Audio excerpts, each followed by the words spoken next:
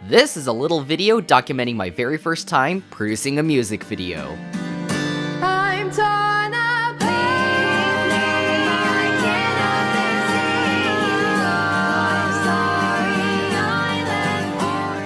If you don't know me, my name is Alex, and I'm a high school student filmmaker. I've just started my journey to learning all there is to know about film and television production, and I want you there with me every step of the way. And now, say hello to Emma Meldrum. I met her for the first time in my second year of high school video production class, but embarrassingly, I didn't find out that she produced music until well into the back half of second semester. Up until that point though, I've produced a small handful of short films together with Emma, including Jolt and Sound Off, both of which are personal favorites of mine, and you can find them on my YouTube channel. Enough about me though, let's discuss Dream Pop. I found out about Emma's music production by running into Emma producing what would end up being SCARLET INDIGO on the school's only computer that had Logic Pro X installed on it. That was just over a month before summer break. So then I thought producing a music video would be a great way to eliminate some boredom, so I bring up the idea to Emma as one last project before she moves away for college. At that time, I just finished junior year and Emma just graduated, so Emma agreed on the project, and on July 25th, I kicked off with pre-production. Here we go, here comes the planning stage. So I'm gonna document my progress on this music video that I'm doing, just so I've got something to post on my own channel as well. Right off the bat, I had visions for the music video, and they were ridiculously complex and really cinematic. Oh, did somebody say cinematic? Well, lucky me, because over the summer, my school lends out some Canon C70s, which for those who don't know, let's just say these are genuine cinema cameras, and they're good as hell. I mean, just look at that price tag. But cinematic was only half my plan. I know from listening to SCARLET INDIGO way more often than I should that it implies a lot about the past. Oh, did somebody mention the past? Well, lucky me, because I bought this VHS deck for when I made that stupid Magic Controller video, so I have a vintage video factory right in my own home. That's two different video mediums. Taking both into account, I whipped up a script, and besides the fact that I don't know how to choreograph or notate a music video script, it was cool as hell. Fun fact number 1, the very first draft of the script called for the tunnel scenes to be filmed in a cave. And then I found out that there are not any caves I can film a music video in here in Western Washington. Womp womp. Production day 1. Now remember when I said my school lends cinema cameras? Well, guess what? I didn't get one. Luckily for me though, the music video got the interest of fellow video student Ivan Miro, a black belt in habano and eating lettuce. Why did I write it that way? He had a C70 and he wanted to pitch in with filming, so off we go to the Snoqualmie Tunnel, a 2-mile long pitch black pedestrian tunnel smack in the middle of the Cascade Mountains, but not without paying a $10 entry fee to actually get in. Yes, Washington State, if you're watching this, I paid my park entry. Now, one thing to know about this tunnel is that it's cold as hell in there, and everyone kind of forgot about that, including me and Emma. It's crazy also, like I get even closer to the tunnel and it just all of a sudden it starts to become cold. And this tunnel is still cold as hell despite the fact it's 90 degrees out. I did not pack a sweatshirt. Watch your language, I got kids watching. Kids! Kids.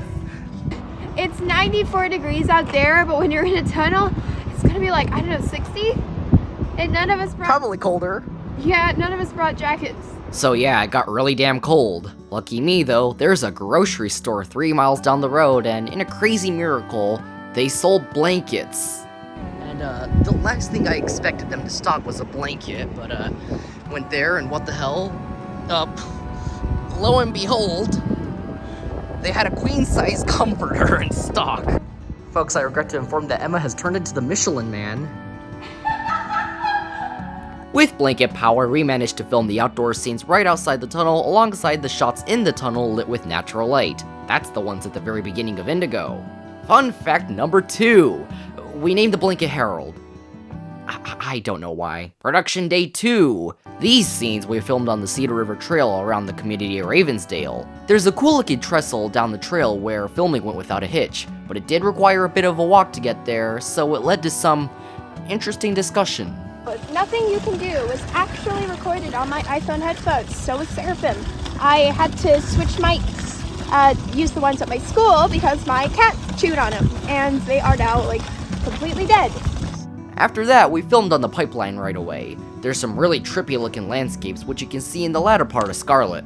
Yeah! That being said though, those trippy landscapes were a ton of hills, and I was walking around with about 30-40 pounds of cinema equipment sitting inside of a $50 Amazon wagon, and yeah, it got exhausting pretty quickly. I'm carrying all this stuff back to my car, and it hasn't been towed. Wahoo! Fun fact number 3. I originally intended for these scenes to be filmed at the Crystal Mountain Resort, which is a ski resort in the middle of the Cascade Mountains, and it has this incredible view of Mount Rainier. To climb Crystal Mountain though, you do need a gondola ticket, which for the 2 of us was $84. Yeah, as a student filmmaker, my budget is tiny, and this wasn't gonna fly. Literally. Production day 3. Well, guess what? This is where the facts start to become not so fun. This was going to be the day when we filmed inside the tunnel with the candle. And then shit hit the fan. Problem 1, the tunnel is windy. What does that mean? Every time the candle gets lit, it instantly gets blown out. Yeah, not good. Problem 2, there's a local burn ban. So that means even if I somehow did manage to get the candle to light, it probably wouldn't take too much time at all for a park ranger to put a stop to our shenanigans and blow out our fire anyways. And problem 3, it's still cold as hell in the tunnel. At least I learned my lesson and brought warm clothing though. Underneath that blanket, I have a hoodie. It was too much for me and Emma to handle, and we got the hell out of there without many of the scenes being filmed. 2 hours of driving gone to near waste. So at this point I was thoroughly convinced that this music video was officially doomed. We couldn't film the tunnel scenes anymore, and Emma was about to move out in a couple of weeks. But you know what they say in the film industry though? You fake it till you make it. Fun fact number 4. Indigo was originally only supposed to be the outro of the song when Emma wrote it back in May. And then Emma just kinda wrote too much and it turned into a 2-movement piece instead of a fancy outro. If you actually listen really close to what Emma says in Sound Off, where Jessie says she accidentally wrote 2,000 measures, yeah, that's true, apparently. Production day 4. Now in Hollywood, faking means special effects, so here's my plan. There's this random underpass right outside of my hometown in Maple Valley. Its walls kinda sorta maybe look like the ones in the Snoqualmie Tunnel, so I film them against this wall, trace her out in Adobe After Effects, and then artificially put Emma inside of the tunnel in post. Now it comes down to if I can actually light the candle in the underpass. This is the moment of truth. I am going to light the candle, and if it actually stays lit, then that means I am very smart. Okay, come on. Come on. I think it takes a little bit of coaxing. Hey! And there's the problem with the candle solved. Yep, I don't know if you could tell in the video or not, but these scenes inside the tunnel were not in fact filmed inside a tunnel. Movie magic. That being said though, this was my first time attempting to pull off something like this, and there is some evidence of my somewhat shoddy special effects work, like the specks on the walls here, and the difference in how the gravel looks here. Oops, illusion broken. Sorry, you can't unsee that now. Also on another note, I'm mentioning this exclusively to prevent myself from making the same mistake in the future, but this gravel that I pointed out earlier is tack sharp in focus, and Emma is just barely out of focus. Definitely, if you're interested in getting a music video done, I definitely recommend him. Luckily, film didn't take long at all this time, and we had a little bit of time afterwards to go and grab some dessert. Fun fact number 5. Emma did not in fact forget Do Me a Favor and Forget Her. Here's a little clip of Emma and I in the car after grabbing some Cold Stone.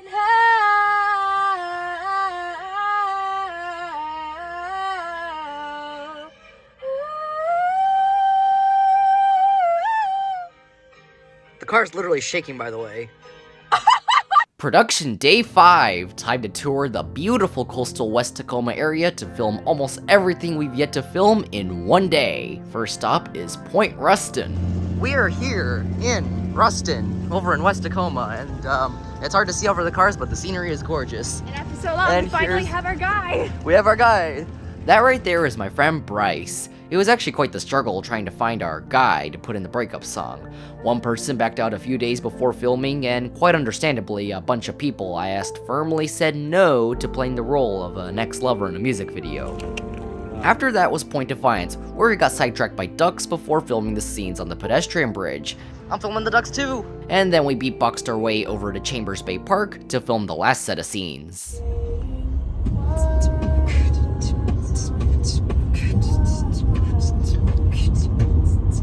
filming at Chambers Bay Park wrapped just before the sunset, and I was able to get some perfect looking shots of Emma in the sun. We decided to screw around a little bit after wrapping. September 16th happened to be opening day for the extension of a tram line, so we all rode a train before getting dinner at an H-Mart where Emma tried a ramen drink for the first time. It's good! I'm covered in chicken grease and other things. Fun fact number 6, I'm really bad at drawing. In fact, here's what the shot list looks like for Scarlet Indigo. You can see this right here is my best attempt at drawing Emma. It's not good. And then you go further down and it just kind of degrades into this. Production day 6. Sorry, no Emma here, it's just me this time. Emma moved away and it's time for me to come crawling back to this godforsaken tunnel, paying yet another $10 for a day pass to the state park just to go film a wall for a couple of hours. The shots of the wall came out nicely, but I had a few more shots to film, including the all-important shot of looking down the tunnel. Unfortunately, all of my video lights I had were about to die, and I really rushed to get those shots done. By the time I finished, 4 of my 5 video lights were completely drained of battery. One of my El Cheapo Goodwill tripods I was using to support the video lights were also evidently drained because it snapped when I got home. Fun fact number 7. This video is far from perfect, and that's obvious. The biggest goof in the music video definitely has to be the candle. Notice in this shot in Scarlet, the candle's dripping and running low, and then in this shot, the candle's not as low, and then in this shot in Indigo, the candle looks almost fresh out of the package. Production day 7. Emma's back in town for Thanksgiving weekend, so it's time for final production day. This is it! The final destination! It's back at that same underpass again to film the rest of the scenes. Now, I would have gone back to the tunnel to film them, but there was one problem.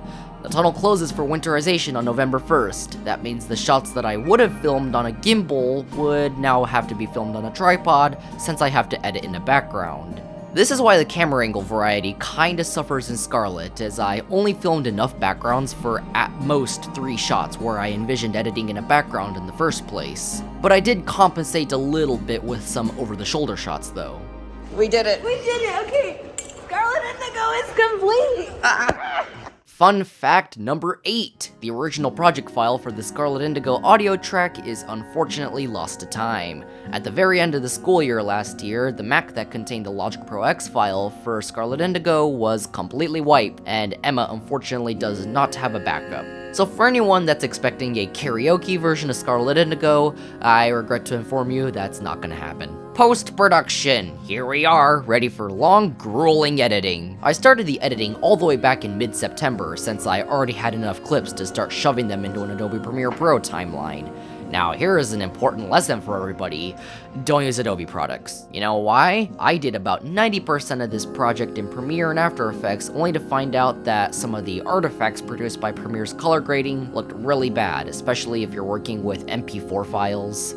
Yeah, not great. And then there were a few more clips where some of the ISO noise or the graininess of the image just really destroyed the quality, and After Effects has a grain removal tool, but it takes forever to execute, and the results looked like a smudged up mess.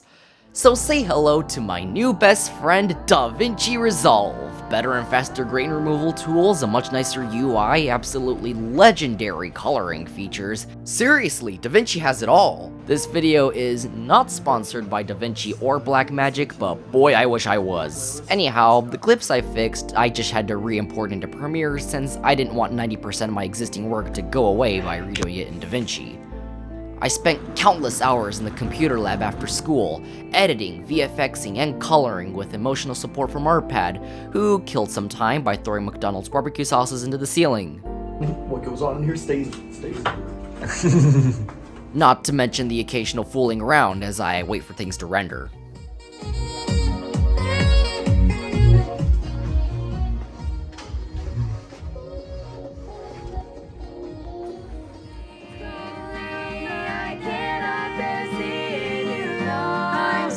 On December 16th, 5 minutes before the school's doors locked us out for winter break, the video was finally done. And Emma's reaction was priceless. I am so ready for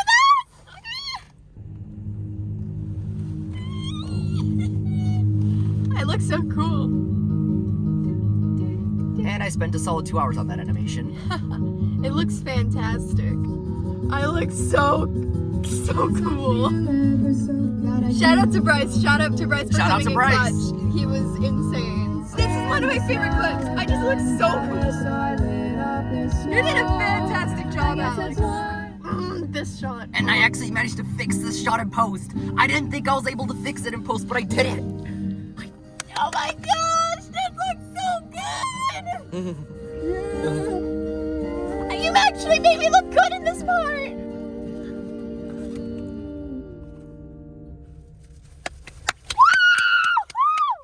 That is insane! And the credits are so good.